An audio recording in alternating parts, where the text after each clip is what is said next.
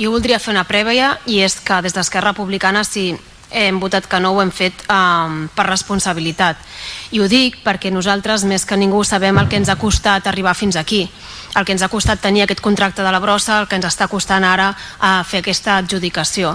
L'altre dia en una de les juntes es deia que aquesta feina venia de molts anys enrere, de l'anterior govern, i que hi havia hagut entrebancs, i aquest eufemisme jo fins i tot vaig dir que no calia. El que hi havia hagut era fins i tot amenaces a un alcalde per arribar fins aquí. Per tant, des d'Esquerra, tot el que fem, els asseguro que ho fem amb molta consciència. Abans el conseller Duque deia cuanto antes mejor. Doncs miri, jo penso que abans que fer-ho ràpid cal fer-ho bé, i és per això que estem discutint i parlant-ne.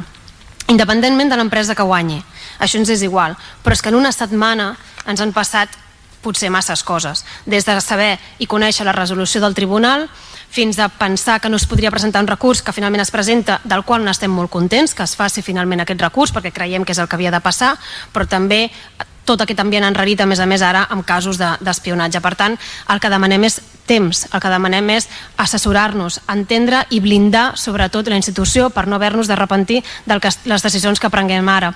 Evidentment ens hem assessorat per arribar a fer aquest discurs d'avui, i és cert, el Tribunal de Contractes diu que s'ha d'anul·lar l'adjudicació i retrotreure el procediment perquè el mateix es resolgui en la forma que legalment correspongui, com s'ha dit aquí.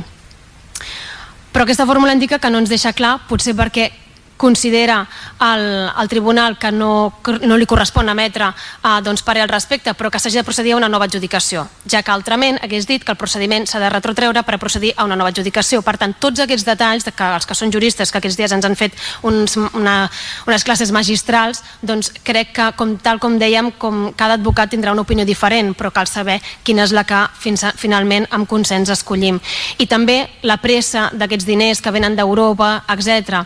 En la licitació s'asseguren fons europeus, per tant, qualsevol irregularitat en l'adjudicació també pot comportar la intervenció supervisora dels mecanismes de controls de la Unió Europea. Per tant, fer-ho ràpid tampoc no vol dir que ens assegurem aquests diners si no ho acabem fent bé. Per tant, i per tot això, nosaltres de moment hem votat que no.